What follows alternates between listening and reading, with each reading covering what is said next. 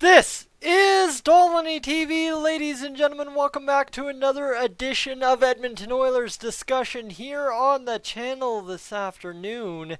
And well, if you are listening to Oilers Now, which I have not done, but I have followed up with the Oilers blog on the interview with Jim Playfair this afternoon that took place on Oilers Now with Bob Stauffer. There's some stuff to talk about the penalty kill. I know recently, it seems like we are going in loops here. Yes, Puljujärvi, special teams, Chicago preview, and Leon Draisaitl. Just loop, loop, loop, loop, loop. But that is the reality of the pause season, the COVID season, whatever you want to say. There is not much to talk about, and all you got to talk about is what's already happened and what might happen. Really, nothing day to day. There were a couple of signings, but here we find ourselves just kind of sitting here kicking tires on a couple of news items that really might not be special news items, but they are news items nonetheless. So let me get to NHL.com, shall I? Because I will need to bring up some stats here to discuss what Jim Playfair was discussing on Oilers Now with Bob Stauffer today. And let me see if I can get report summary, face-off, days between games, goals against, leading time, outshoot, penalty kill. There we go. Get stats. Perfect. That's what I'm looking for. So, unfortunately, that is not what we're looking for. Okay. Sure, that did not pan out whatsoever. That did not pan out however I had expected it. So let me see if I can get the stats on penalty kill time and see how this goes. There we go. So there it is. So, ladies and gentlemen, first off, we have to discuss the Jim Playfair article, and then we can get to the stats I need to get to. So, it begins a blog on the EdmontonOilers.com website as written by Ryan Frankson. You can visit NHL.com/Oilers. Go to the news tab to read this for yourself, although I will read it for you right now. Player buy-in right from the start of the season was the biggest reason the Oilers were able to dominate specials teams in 2019-2020, according to associate coach Jim Playfair, who of course came on this year under Dave Tippett. Edmonton earned the second best PK percentage in the NHL this season, 84.4%, and their 29.5% success rate on the power play gave them the second highest combined special teams percentages in league history. Not just this year, league history.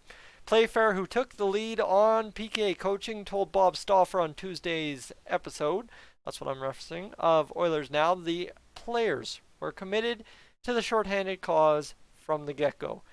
It's about the players and their commitment to collectively buy into a system and then develop trust amongst themselves, he said. And they did that real early on. When you have that type of group commitment, it allows you to have a better chance at success. The Oilers were particularly stingy in shorthanded situations on the road, killing off 88% of their penalties away from Rogers Place. Another quote here from Playfair: "We had a consistent group belief that we expected to kill penalties," Playfair said. "It's an important part of your group's confidence to be aggressive and to stay aggressive." So that's talking about a 5-on-5, right? You can go out there and attack a little bit harder knowing that you've got 12 guys on your team or 9 guys, 11 guys on your team who can go out there and shut it down defensively on a shorthanded situation and make sure you get back to 5-on-5 if you get caught doing the penalty, or on the other hand, you score a goal out being aggressive and you're good to go, right? Playfair, who was hired by the Oilers last June, as I mentioned, commended goaltending coach Dustin Schwartz for getting Mike Smith and Mikko Koskinen dialed into the PK system early on as well. Remember a time when I questioned Dustin Schwartz? Well, you know what? Realistically, yes, there's probably still some questions, but the man is getting some credit here, so we'll give credit where credit is due. Well, leading to immediate cohesion between the puck stoppers and position players, that early buy-in from Koskinen and Smith. Playfair gave veterans Chris Russell and Adam Larson credit for their PK leadership among the defensemen, while lauding Josh Archibald, Riley Sheehan, Jujhar Khaira, and Ryan Nugent-Hopkins, yes, this guy kills a lot of penalties for us, for their yeoman's work among the forwards. He also said he was pleasantly surprised to see how effective 2019-2020 Art Ross Trophy winner Leon Draisaitl was in critical two-man disadvantage situations. So the 5-on-3, your face-off guy is Leon Draisaitl. look at his stats. He had some pretty fancy face-off stats this year.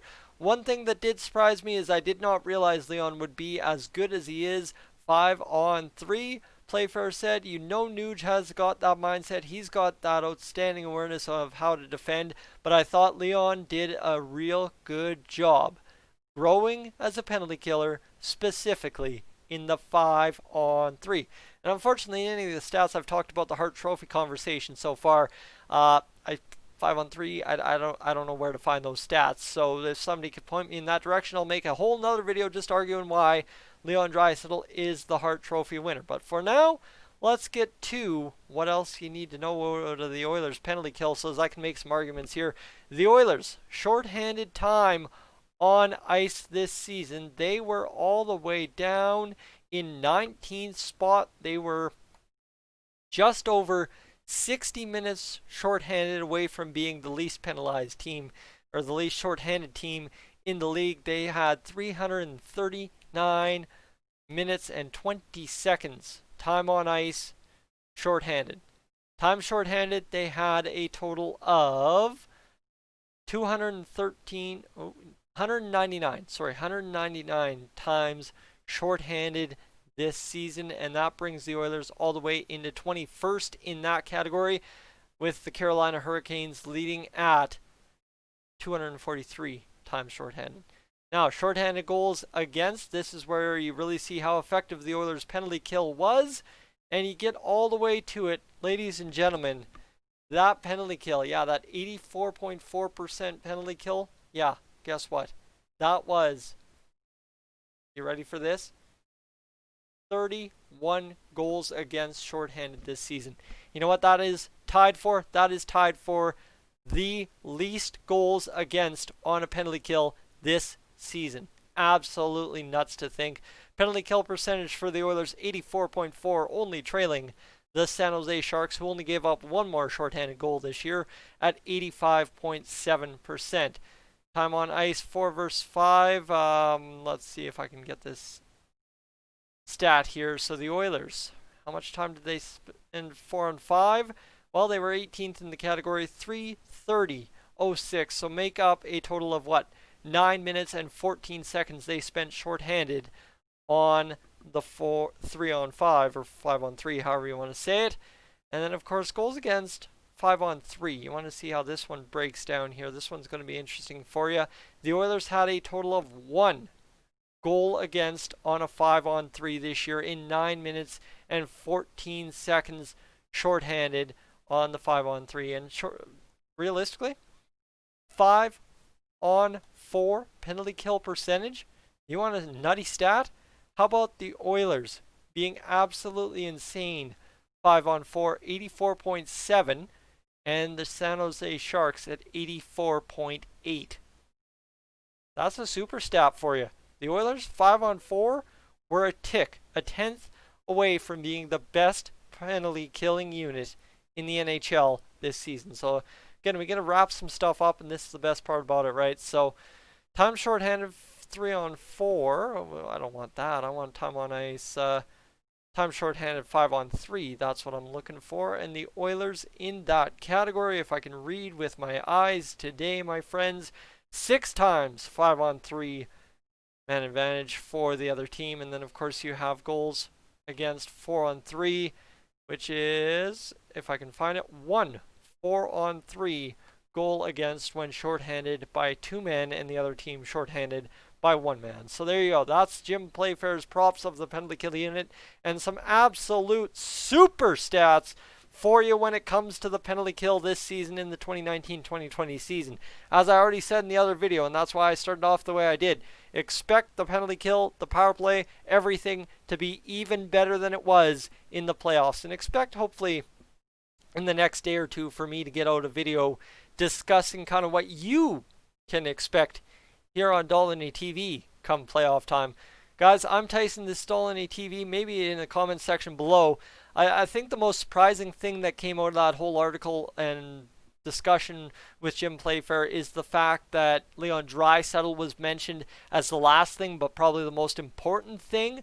Obviously, no real kind of shocker there, considering he's probably up for the Hart Trophy and just trying to make sure those votes and everything, make sure things get corrected. But just one little interesting note there with Leon Draisaitl. Of course, Ryan Nugent-Hopkins, you can't replace him. Guy is unreal. Jujhar Khaira had a tough year, but hey, he served his purpose on the penalty kill. And then, of course, you've got Josh Archibald and Riley Sheehan, who have just been absolutely insane all year on the shorthanded situations, and it shows. The math clearly shows. Guys, Tyson Dolynny TV, I'm up on out of here. I'll catch you in the next one.